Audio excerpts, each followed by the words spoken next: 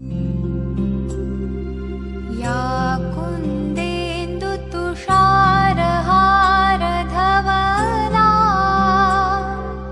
या शुभ्रवस्त्रावृता या वीणावरदण्डमण्डितकरा या श्वेतपद्मासना।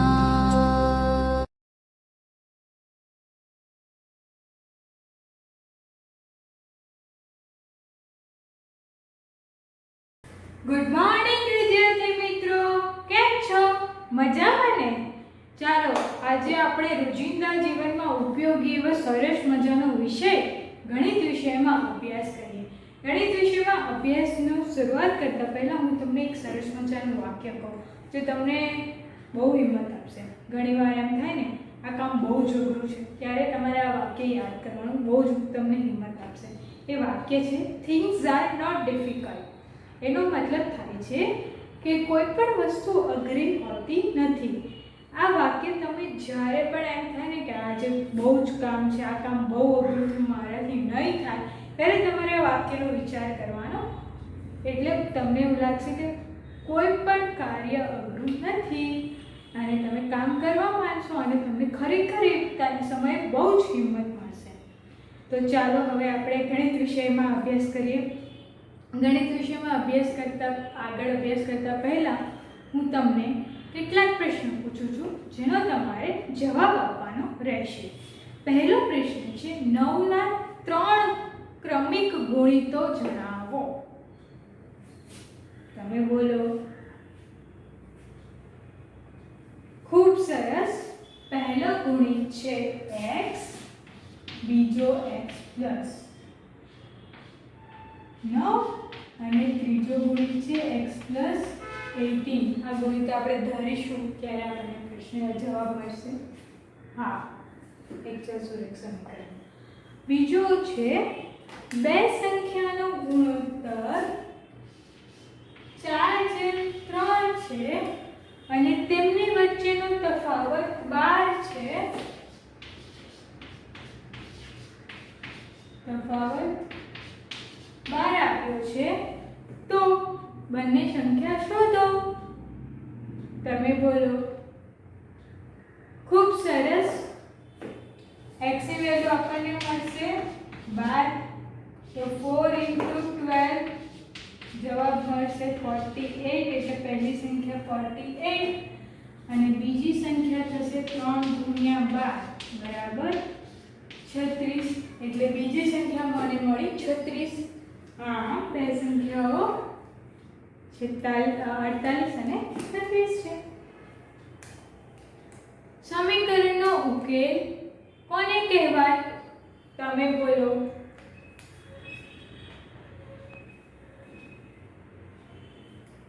ખૂબ સરસ. સમીકરણમાં ડાબી બાજુ અને જમણી બાજુની પદાવલીઓનું મૂલ્ય સમાન હોય છે. આવું ફક્ત ચલની અમુક વેલ્યુ માટે જ, અમુક મૂલ્ય માટે જ શક્ય છે. ચલના એક મૂલ્યને સમીકરણનો ઉકેલ કહે છે. હવે એક ચલ સુરેખ સમીકરણની વ્યાખ્યા આપો. તમે બોલો. એક્સિલેન્ટ. જે સમીકરણમાં એક ચલ હોય અને તેની મહત્તમ ઘાત 1 હોય તેવા સમીકરણને એક ચલ સુરેખ સમીકરણ કહે છે. મિત્રો, તો હવે આપણે આજે આ કુલ પ્રશ્નોમાં આગળ અભ્યાસ કરીએ.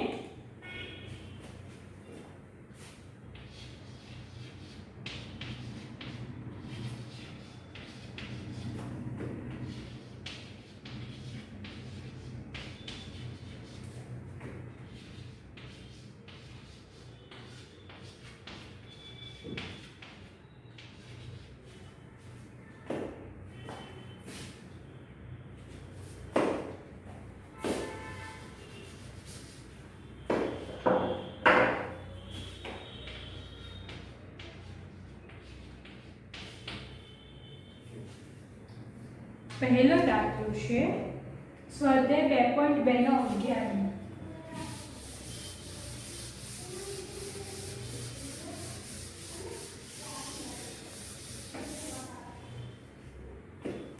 દાખલો શું કહે છે? આ દાખલો છે ને અઘરો નથી, તમે સરળ એકદમ વાંચતા જતો અને મગજમાં સમીકરણ આપણે કે જે આપણે લખતા જવાનું સમીકરણ, તો સમીકરણ બની જશે જે આપ્યું છે એ પ્રમાણે. શું કહ્યું છે? ભરતના પિતાજી ભરતના દાદા કરતાં 26 વર્ષ નાના છે અને ભરત કરતાં 29 વર્ષ મોટા છે. આ ત્રણેયની ઉંમરનો સરવાળો 135 હોય તો ત્રણેયની ઉંમર શોધો. હવે આવો કોઈ પણ દાખલો હોય ઉંમરવાળો કે જેમાં ત્રણ વ્યક્તિઓની ઉંમર શોધવાની છે. આપણે પહેલાં બે વ્યક્તિની ઉંમર શોધતા શીખ્યા, હવે મારી પાસે ત્રણ વ્યક્તિ છે અને આ ત્રણેયની એકબીજાને કમ્પેરિઝન કરી છે કે આના પ્રમાણમાં આ આટલો નાનો છે, આ આટલો મોટો છે. તો શું કરીશું એ પહેલાં હું તમને જનરલ ઇન્ફોર્મેશન કોમન સમજાવું છું કે હવે તમે અને મારી ઉંમર બેની ઉંમર મારે લેવાની છે. ઓકે, તો તમારી ઉંમર જે છે ને એ ધારો કે હું એક્સ ધારું અને હું એમ કહું કે તમારા કરતાં હું 15 વર્ષ મોટી છું. તો શું થશે? તો તમારી ઉંમર મેં એક્સ ધારી, હવે તમારા કરતાં હું 15 વર્ષ મોટી છું એટલે મારી ઉંમર માટે હું શું લખીશ?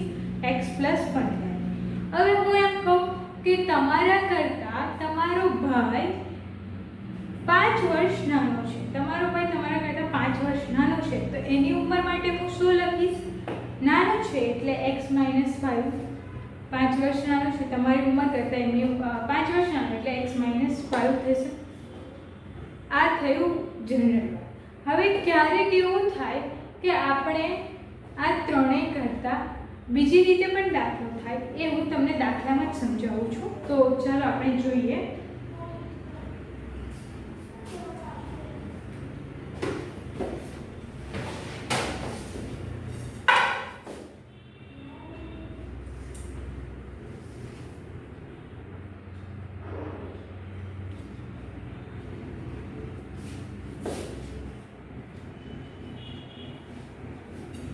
પહેલી રીત છે કે હું ભરતની ઉંમર x ધારીશ.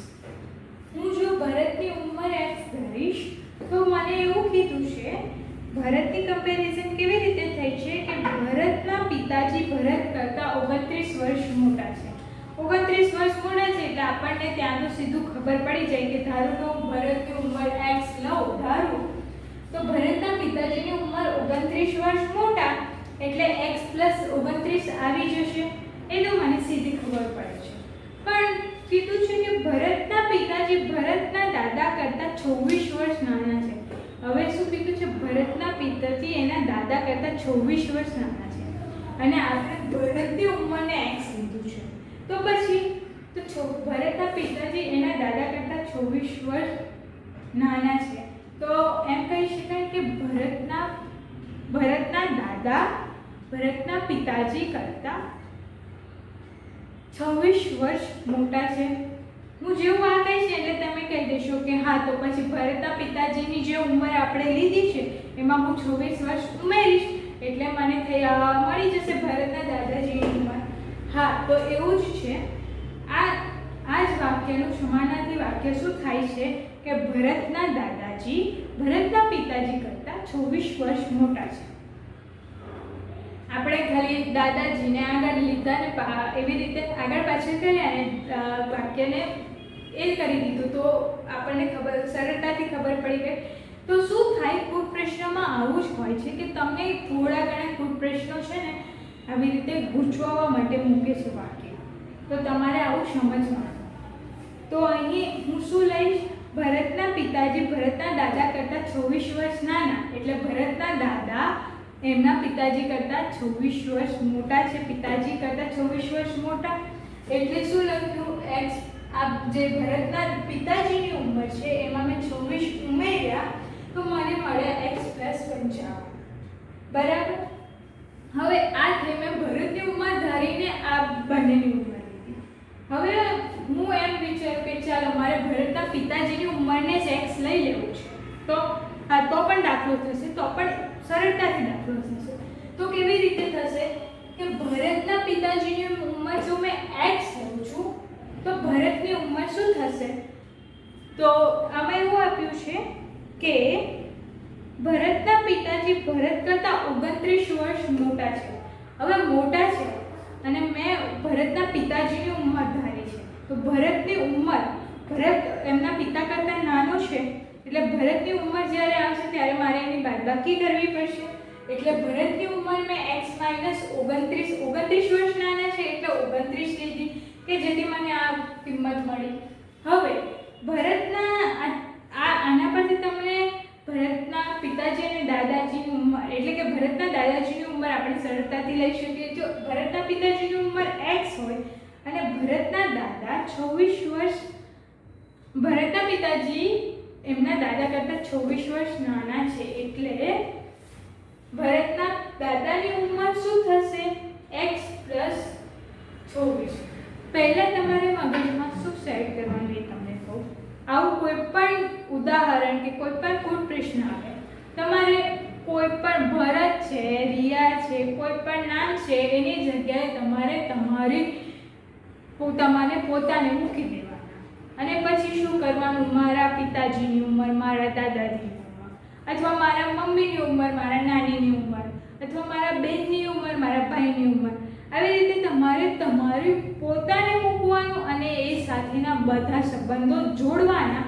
તો તમને વધારે સરળતાથી આ કુલ પ્રશ્નોનો સમજ પડશે અને તમે એનો ઉકેલ સરળતાથી મેળવી શકશો. તો હવે શું કહ્યું છે મને? તો આ મને આ પ્રમાણે હું ધારીશ. હવે તમે મને કહો કે હું કઈ રીતથી જોઉં કે તમને સરળતાથી સમજાય. મને તો આ વાળી રીત વધારે યોગ્ય લાગી. હા, તો પછી આ પ્રમાણે તમને દાખલો આગળ કરાવું છું.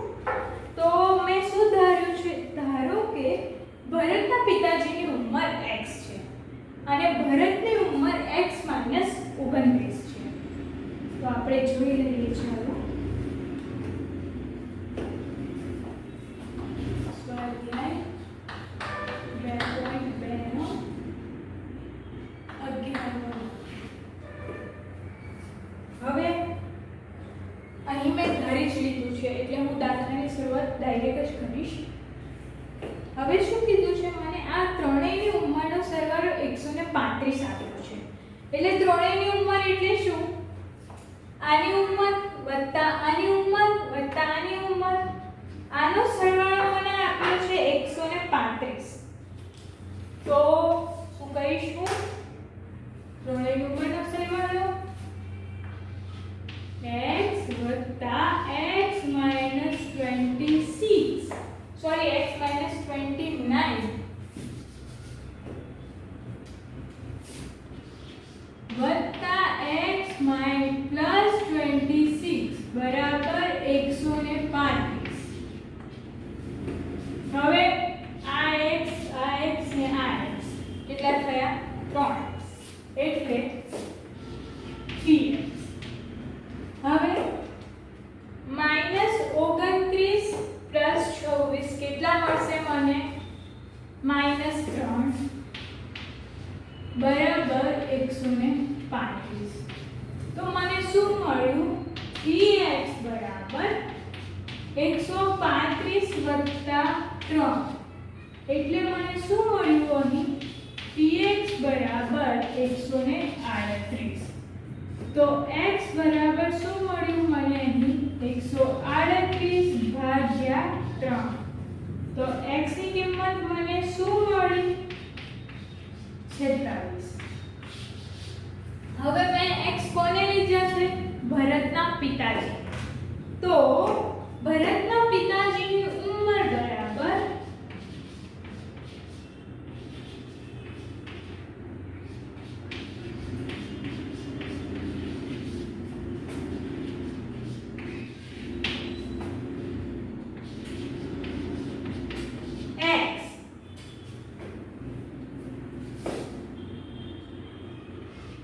બરાબર કેટલા મળ્યા? 46. તો 46 વર્ષ. પછી મને કીધું છે ભરતની ઉંમર. ભરતની ઉંમર કેટલી છે? x - 29. તો ભરતની ઉંમર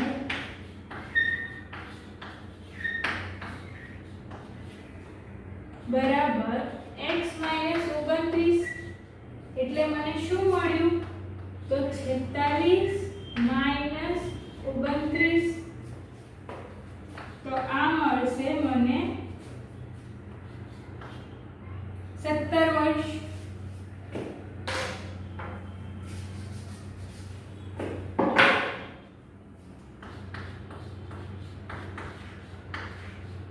હવે ભરતના દાદાજીની ઉંમર છે x + 26, તો ભરતના દાદાજીની ઉંમર બરાબર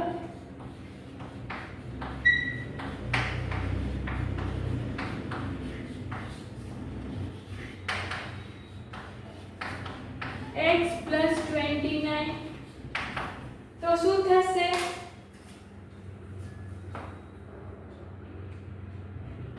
46 + 29, તો આ મને કેટલા મળશે? સોરી 26 છે. x + 26,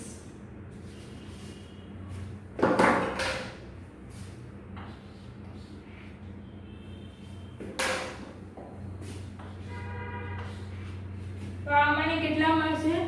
72 વર્ષ. આમ ભરતની ઉંમર 17 વર્ષ, તેના પિતાજીની ઉંમર 46 વર્ષ અને તેના દાદાજીની ઉંમર 72 વર્ષ છે. તો ચાલો આપણે આગળનો દાખલો કરીએ. તમે આ રીતે પણ ગણી શકો છો. આ રીતે ગણવા માટે તમારે કંઈ નહીં કરવાનું.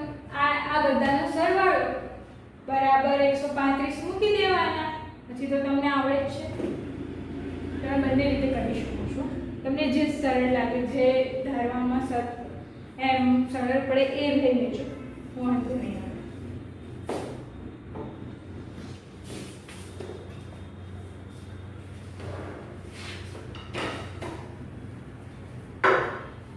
આગળનો દાખલો જોઈએ.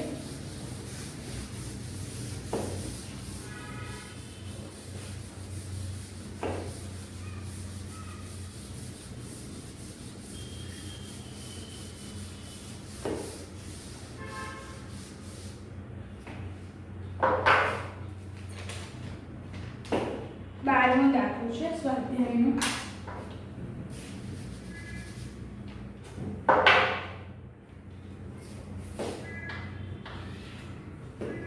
મને એવું કહ્યું છે કે 15 વર્ષ પછી રવિની ઉંમર તેની હાલની ઉંમર કરતાં 4 ગણી થાય તો રવિની હાલની ઉંમર શું? 15 વર્ષ પછી રવિની હાલની ઉંમર 4 ગણી થાય એટલે 15 વર્ષ એટલે તમને ખ્યાલ તો આવી ગયો કે x + 15 કરવાના અને 4 ગણી એટલે 4x બી કરવાના, એ પણ ખ્યાલ આવી ગયો. તો હવે શું કરવાનું? તો આ બંનેને સમીકરણના સ્વરૂપમાં નાખી દેવાનું. તો શું થાય? ધારો કે રવિની હાલની ઉંમર x છે. ઉકેલ જ લખીશું ડાયરેક્ટ. ધારો કે રવિની હાલની ઉંમર x છે. મને કહ્યું છે 15 વર્ષ પછી તેની હાલની ઉંમર 15 વર્ષ પછી રવિની ઉંમર હાલની ઉંમર કરતાં 4x થાય. એટલે 15 વર્ષ પછી કીધું છે તો હું શું કરીશ? તો x + 15 તો કરીશ જ અને 4 ગણી કીધી છે એટલે શું કરીશ? આ મેં 4x કરી 4 ગણી હાલની ઉંમર કરતાં. અને 15 વર્ષ પછી એટલે x + 15 બંને સરખી જ થાય એટલે આપણે બરાબરનું ચિહ્ન મૂકી દઈએ. તો મને તો સમીકરણ મળી ગયું. હવે આ સમીકરણનો ઉકેલ મેળવતા તો મને આવડે. શું કરીશ? x ને આ બાજુ લઈ જઈશ તો 15 બરાબર 3x. તો x બરાબર 15/3, તો x બરાબર 5. તો રવિની હાલની ઉંમર કેટલી છે? 5 વર્ષ. હા, રવિની હાલની ઉંમર 5 વર્ષ છે. આગળનો દાખલો જોઈએ. સ્વાધ્યાયનો 14મો. આ દાખલો ખાલી મોટો દેખાય છે, અંદર કરવાનું કશું જ નથી. તમે આગળ શીખી ગયા એ જ છે, પણ ખાલી થોડું વધારે છે, બાકી અંદર બહુ જ સરળ છે. આપણે જોઈ લઈએ, ગભરાવાની જરૂર નથી. આખું પ્રશ્નોથી સાવ સરળ છે.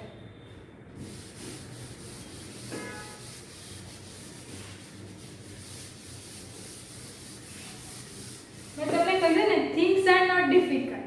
યાદ કરી લેવાનું છે. ચાલો તો આગળ જોઈએ. 14મો દાખલો. મને કીધું છે કે લક્ષ્મી એક બેંકમાં ખજાનચી છે. ખજાનચી એટલે કેશિયર.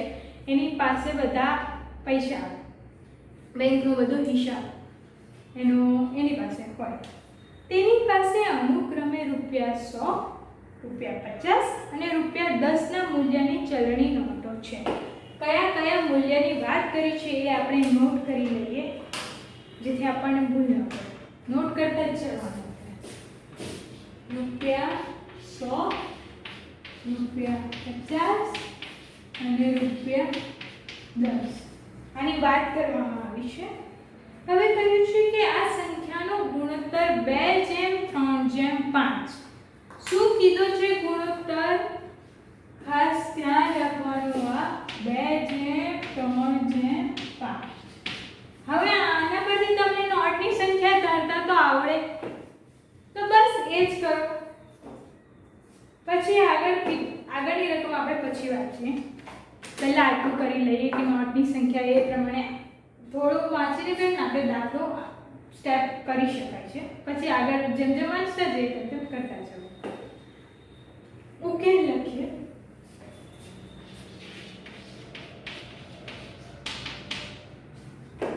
તો ધારો કે ગુણોત્તર આપ્યું છે અને ઉપર નોટ પણ આપી છે અને અનુક્રમે લખ્યું છે. એટલે અનુક્રમે લખ્યું છે માટે શું છે? ધારો કે ₹100ની નોટની સંખ્યા બરાબર શું થશે? 2x. પછી ₹50ની નોટની સંખ્યા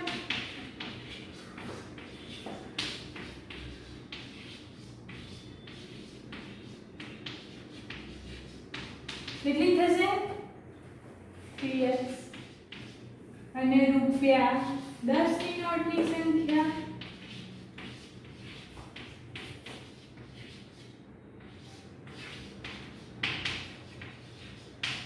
કેટલી મળશે મને? 5x. હવે આગળ જોઈએ આપણે. જો કુલ રકમ 4 લાખ હોય તો લક્ષ્મી પાસે દરેક મૂલ્યની કેટલી ચલણી નોટો હશે? હવે આના પરથી તમને મૂલ્ય પણ શોધતા આવડે છે. શું કરવાનું? હા, આને જેટલા રૂપિયાની નોટ છે એના વડે ગુણી દેવાના, એ આપણને મૂલ્ય થશે. તો હું શું લખીશ? ₹100ની નોટનું મૂલ્ય બરાબર શું થશે? 2x ગુણ્યા 100 બરાબર કેટલા થશે? 200x થશે.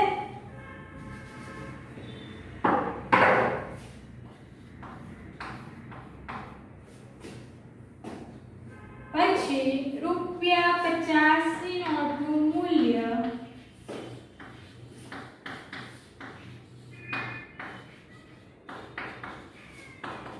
બરાબર 3x ગુણ્યા 50.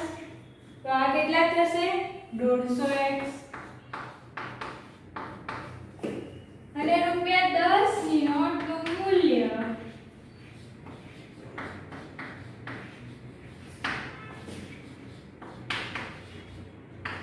બરાબર 5x ગુણ્યા 10. કેટલા મળ્યા મને? 50x. હવે હું આ બધાનો સરવાળો કરીશ. કારણ કે મને કુલ મૂલ્ય આપ્યું છે. કુલ મૂલ્ય કેટલું આપ્યું છે? 4 લાખ. તો સમીકરણ શું બનશે? આનો અને આનો સરવાળો 200x વત્તા 150x વત્તા 50x બરાબર 4 લાખ. અહીં છે ને બિંદા જોઈને લખજો, ભૂલ ના પડે. 4 લાખમાં 5 શૂન્ય, 5 બિંદા એ પ્રમાણે લખવાનું. હવે આ 200x વત્તા 150x વત્તા 50x કેટલા થયા? મને 400x મળ્યા બરાબર 4 લાખ 5 શૂન્ય. તો શું થશે? x નું મૂલ્ય મને શું મળ્યું? 1000.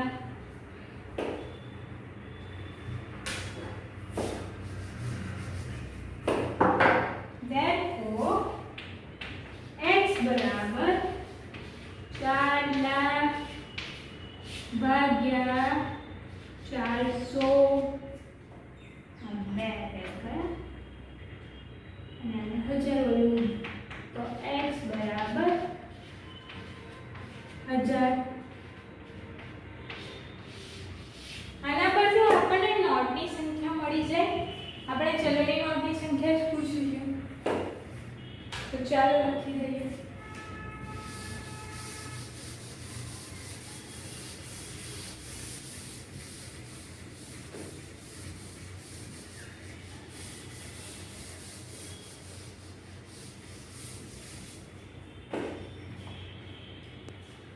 રૂપિયા 100 ની ચલણી નોટની સંખ્યા બરાબર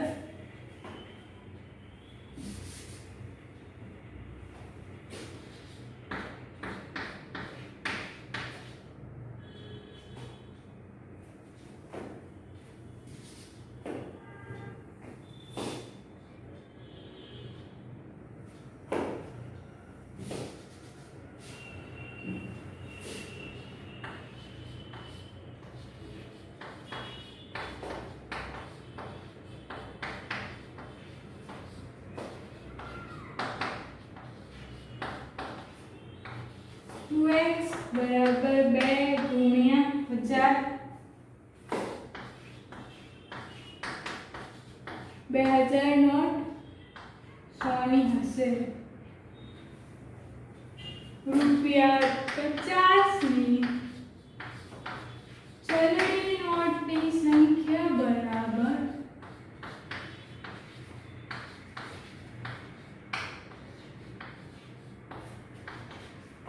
3x બરાબર 3 ગુણ્યા 1000 બરાબર 3000. રૂપિયા 10 ની ચલણી નોટની સંખ્યા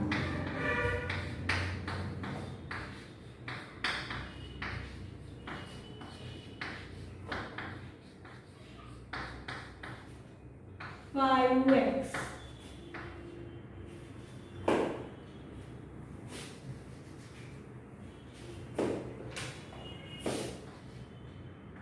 બરાબર 5 ગુણ્યા 1000 બરાબર 5000. આમ રૂપિયા 100 ની ચલણી નોટની સંખ્યા બરાબર 2000, 50 ની નોટની સંખ્યા બરાબર 3000 અને 10 ની નોટની સંખ્યા બરાબર 5000 છે. ચાલો તો હવે હું તમને કેટલું રિવિઝન કરાવી દઉં આના પરથી.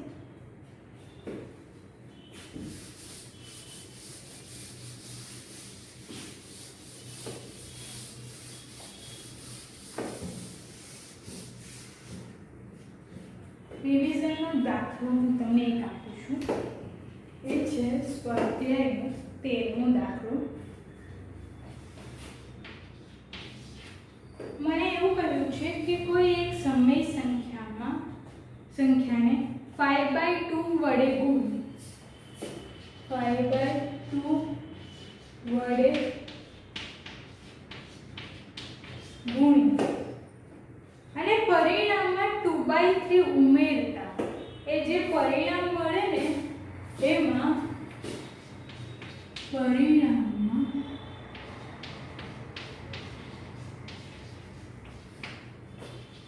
3/2 ઉમેરતા -7/12 મળે છે તો તે સંખ્યા શોધો. ચાલો ગણો. હા, આપણને ઇક્વેશન શું મળ્યું? આના પરથી 5/2 ને ગુણવાના છે એટલે x અને પછી ખૂબ સરસ +3/2 બરાબર -7/12. Very good. આન્સર શું મળ્યું તમને? આ તમે બોલો. શાબાશ, -1/2. અને જવાબ છે -1/2. આગળનો દાખલો. મારી પાસે ₹1, ₹2 અને ₹5 ના મૂલ્યવાળો સ્વાધ્યાયનો 15મો દાખલો છે. ₹1, ₹2 અને ₹5 ના મૂલ્યવાળા કુલ 300 રૂપિયાના સિક્કા છે. 2 ના સિક્કા 5 ના સિક્કા કરતા 3 ગણા છે. જો સિક્કાની કુલ સંખ્યા 160 હોય તો દરેક મૂલ્યના સિક્કા શોધો. આવડે? હા, આપણે આગળનો જે કર્યો એના જેવો જ સેમ છે.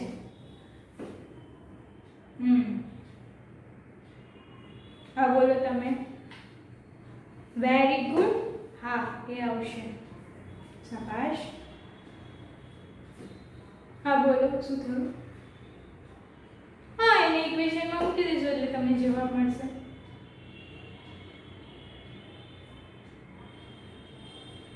હા, સમીકરણ. શાબાશ. મિત્રો, તો હું તમને કેટલાક પ્રશ્ન પૂછું જેનો તમારે જવાબ આપવાનો રહેશે. પહેલો કુલ પ્રશ્ન છે કે મીનાક્ષીની 20 વર્ષ પછીની ઉંમર તેની હાલની ઉંમર કરતાં બમણી થાય તો તેની હાલની ઉંમર શોધો. હા, તમે બોલો. ઇક્વેશન શું બનશે? ખૂબ સરસ. ઇક્વેશન બનશે x + 20 બરાબર 2x. આ મને ઇક્વેશન મળ્યું. પછી તો તમે સોલ્વ કરી શકો છો. આગળ જોઈએ. પ્રિયંકાની મમ્મી પ્રિયંકાના દાદી કરતા 23 વર્ષ નાના છે અને પ્રિયંકા કરતા 25 વર્ષ મોટા છે તો ત્રણેયની ઉંમર શોધો. તો હવે આમાં કેવી રીતે બનશે આપણે શું ધારીશું ને મને પ્રમાણે સમીકરણ કરી દો. હા, તમે બોલો.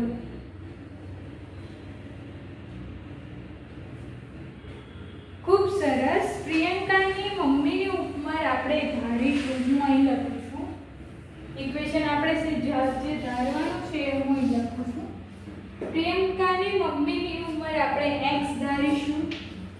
ત્યારબાદ પ્રિયંકાની દાદીની ઉંમર થશે x + 23 અને પ્રિયંકાની ઉંમર થશે x - 25. ખૂબ સરસ. હવે આના પરથી ઇક્વેશન બને. હા, ઇક્વેશન તમે બોલો. Very good. x + x + 23 + x - 25 બરાબર 135.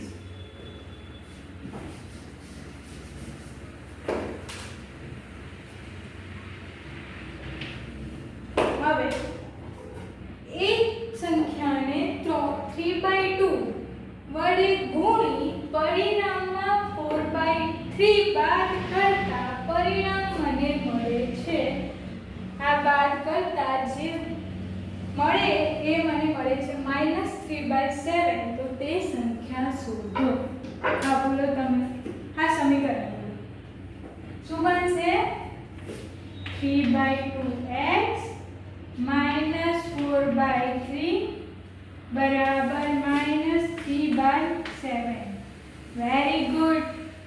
તો મિત્રો, આજ હમણાં સુધી આપણે કુલ પ્રશ્નો અને સમીકરણનો ઉકેલ મેળવતા શીખ્યા. બધાને મજા આવી ને?